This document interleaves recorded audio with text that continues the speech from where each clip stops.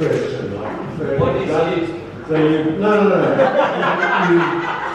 You've got a bucket of beer, you fermented it, you softened off your beer into egg oil. Now you've got like a little bit of work left over there. Sludge, you know, that way you ferment it. What is the process you would recommend to like take it from there to into like stuck and pour it into a jar? So Bruce, can I ask you that we get to the rest of my presentation? So sorry. I feel like we got hugely. I know we're like way off topic. Way off topic. Okay, so what are you saying? Should we go up and we go? Yes. Because I think that was once again we digress. That is the presentation I prepared for. This is not even making it.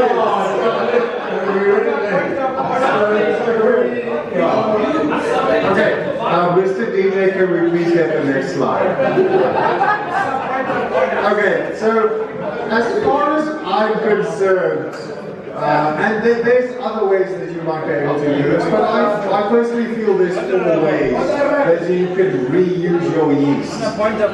This first method, I don't know what the official term is. I'm going to call it the pour-over method.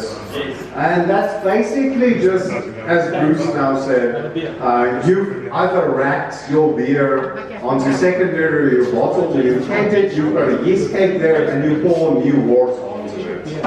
That's the pour-over method.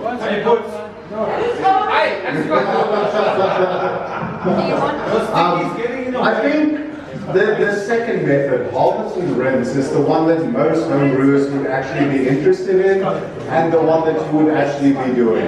And the big thing with harvesting and rinsing is you just want to separate your yeast from your trouble.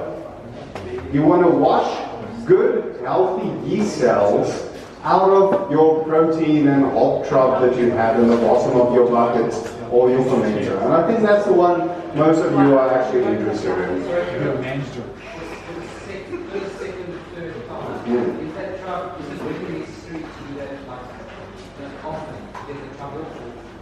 So, give me a minute. Please save your questions until the end. Thank you. I'm really surprised by the fact that we're all brewers and we have a shitload of questions about this process. With the exception of Bruce, who's clearly the master of washing and reusing yeast. Okay, but I'll cover that now. The third method is you have to harvest, rinse it. So, like I said, if you Google this or you YouTube this, rinsing means just using sterilized water to get rid of your trout. Washing means we want to kill off bacteria. And for that we're going to use acid, and I'll talk about that in a minute. And the last method is actually top cropping, which we'll talk about as well. So, I assume there's some other methods as well, but this is the 4 that I feel like most home brewers or commercial brewers might be actually interested in. Okay, next slide please. Okay, so for this pour-over method, so I know a lot of people are against this. I know a lot of people who've actually done this. I've personally done this. I think this is really dependent on your brewing technique. Or lack of brewing technique. If you are really confident that you can make a beer and have a yeast cake at the end that's not going to contain any bacterial contamination, then as a home brewer, this is a really viable method to use. You make a beer, you siphon it off to either bottle, keg it, or take it to secondary, and you can use that yeast cake to just pour your new wort onto it, and it's going to ferment, and it's going to be fine. I've done this personally a couple of times. I like this method, but like I said, this is semi-controversial. A lot of people go like, the trub is a problem. But that's the thing. No, I'm not saying the trub is a problem. Please don't misquote me here. I'm not saying the trub is a problem. I personally believe the trub is not a problem. There's no reason why trub should be a problem. It's just some proteins that's down there. The biggest problem that you might have is yeast cells. Too many yeast cells, dead yeast cells, and anything in between. So if you left this beer for a month or two in primary, now you want to do this, there's going to be a lot of dead yeast cells in there. And they're going to affect the taste of your beer. It's going to lead to yeast autolysis. You're going to get that meaty, marmitey taste in your beer. And this is going to give you off flavors that you don't want. But if you brew and you do this process within, say, for example, a week, you brew a beer that's quick and easy for this yeast to handle. And then you rack it off, and then you pitch on top of that. There's really no problem with this. If your brewing technique is solid and you're not introducing any bacteria into your brewing process. Yes, Bruce. No, Bruce is really. Listen, I'm loving the interactiveness of this. So sorry, I did this a few times in lockdown because I couldn't get yeast. Yeah. So you get. Sorry, this is not on this slide. But my recommendation for this method is not to do it more than once. Yeah, so you get thinner, like it just gets too efficient. Wait, Bruce, what do you mean by I've known that is also something that I've Googled and seen, but in my personal experience, overpitching does not lead to off-flavors. Overpitching does lead to there's ester production that happens during the log phase, and overpitching might inhibit that a bit. So some of the ester production that you might want in your beer, especially like the British styles, will not be there in the levels that you want it. But there's no way that overpitching will produce off flavors in beer. I don't know if there's anyone that might want to fight me on this. Yes, but let's go. Yes, please fight me! If you ask for the next slide, just give them the next slide.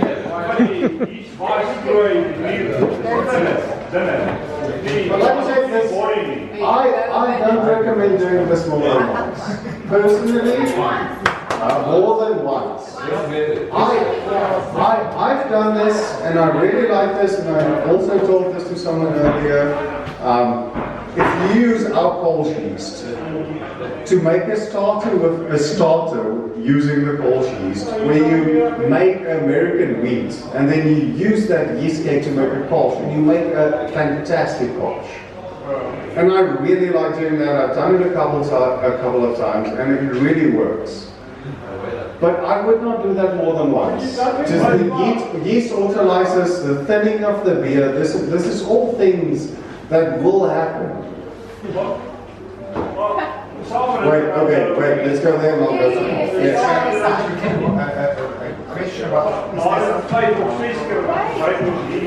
Yeah, but then we're talking about different methods here. This is pitching directly onto your yeast cake without washing. So of the four methods, this is the first one. Cold. You mentioned the Kölsch, okay? The Kölsch? You mentioned the Kölsch, my Kölsch. So, the Kölsch is a top fermenting beer. Now, let's talk about the difference between using beer again, yeast again, if it's a top or a bottom fermenting. Is there a difference? So, yes. But, I mean,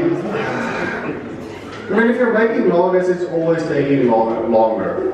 Making lagers is a lot more stress on yeast. We're working at lower temperatures.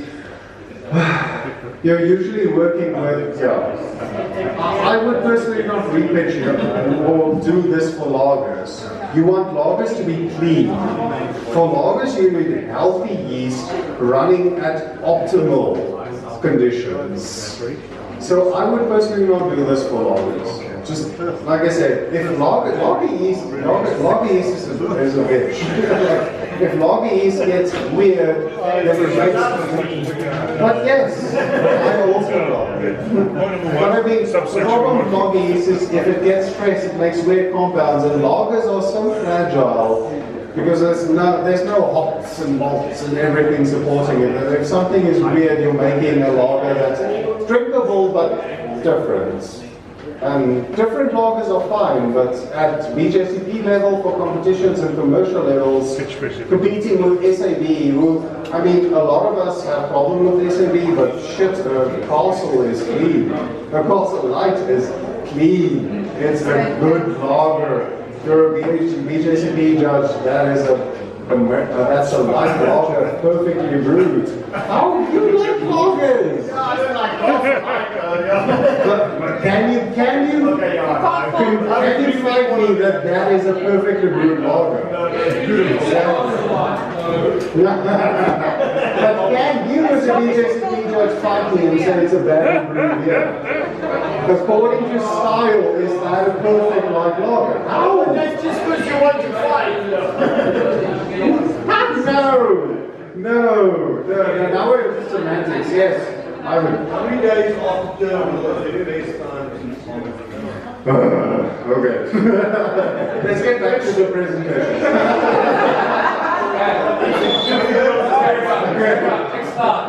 Okay, so pour-over method, totally valid. You can do it as a home brewer. If you're confident in your technique as a brewer, then do it. There's no reason not to do it.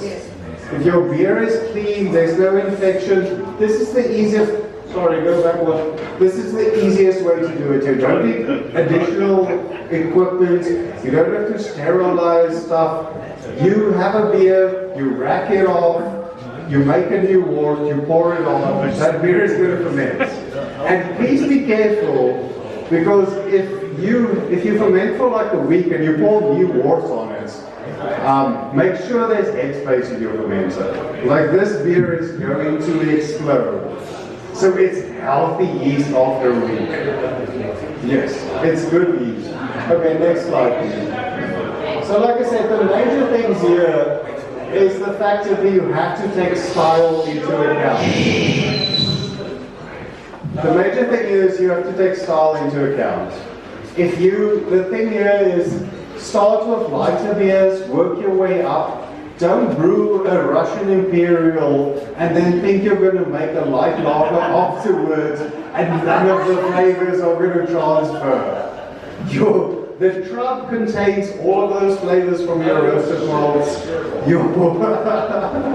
You say no shit, but brewers don't realize this. Some people don't know that, yeah. Your yeast gets coated in isomerized alpha acids, so that bitterness can transfer as well.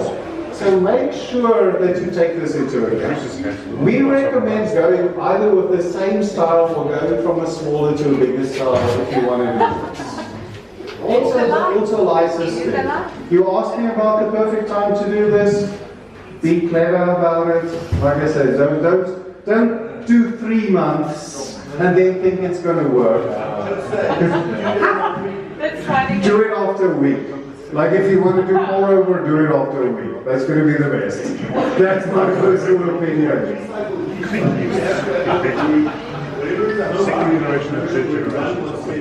But that's the thing, that's why we're getting, if you're doing this, you're not commercial. This is home brew. This is home brew. Means that after this month, I put it off. I understand. I understand, and I get to that in my talk. This pour-over is home brew.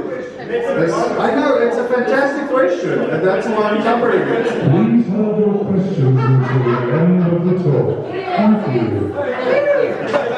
I'm going to have a civil beer first. But no, it's a fantastic question. But the pour-over I would not recommend for commercial breweries. I would recommend rinsing or even acid washing, and I will get to how long you should be using that yeast, or if you That's fantastic. How long? Please. 2 days after. Wait. Hey. There's some ridiculously good information coming from this man. So we put it off 2 days after terminal. We store it for less than 2 weeks. And if you can't do your brewing schedule in that way, then you're risking yeast going old. If you pull it off 2 days, you're sure certain that most of the yeast that's coming out of there is not authorized and it's healthy. So that's what SAB does. They schedule. It's not about them treating the yeast any different than you do. They schedule and they use stuff within a allowed parameter time. That's all they do. There's nothing different than that. That is fantastic advice. And if you're running a commercial brewery, damn it, Wayne. If you're running a commercial brewery, listen to that man. Scheduling when you're brewing is ridiculously important. Making sure that aligns with your yeast, with your deliveries, with your brewing program is the key to having a successful brewery. Okay, but like I said, this is the pour-over method. Next slide, please. Okay. Like I said, the thing that I think most home brewers are interested in is the harvest and rinse method. The thing with this is you're going to need some additional equipment and you're going to have to think about all of the steps that you're taking so that you're not introducing bacteria into your yeast. And it's not a lot of work. I mean, you don't need specialized equipment. You have your yeast. You need some kind of glass beaker because you're going to wash your yeast and you want to see the sedimentation that occurs. So you need that. You need to store that yeast in some way. So you need some vessel which is either a mason jar or some kind of plastic jar that you could sterilize, autoclave, pour boiling water in, whatever, just to make sure that you're not introducing any contaminants into that. And then you need sanitizer. So it's not a difficult process at all. But you have to make sure that you have this. You need yeast, something to pour it in, sterile water, something to pour the yeast in, and sanitizer. Most of those things you already have in your repertoire that are brewing. So, like I said, not a difficult process. Okay, next slide, please. So like I said, make sure you're working under sterile conditions. You want to use water that's been boiled. A lot of people think you can use distilled water, that would be fine as well. The thing that I like about boiled water is, as you do while you're boiling your water as well, you get rid of oxygen. Getting rid of oxygen and using that water is important because that can put your yeast into hibernation.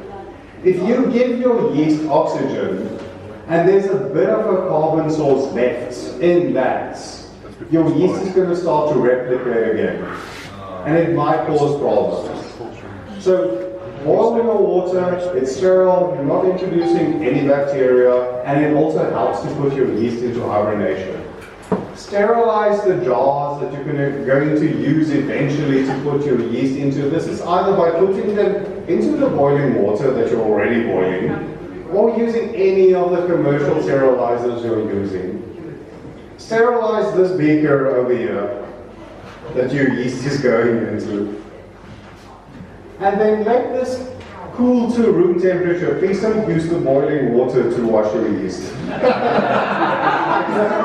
know that sounds silly, but people do stupid things.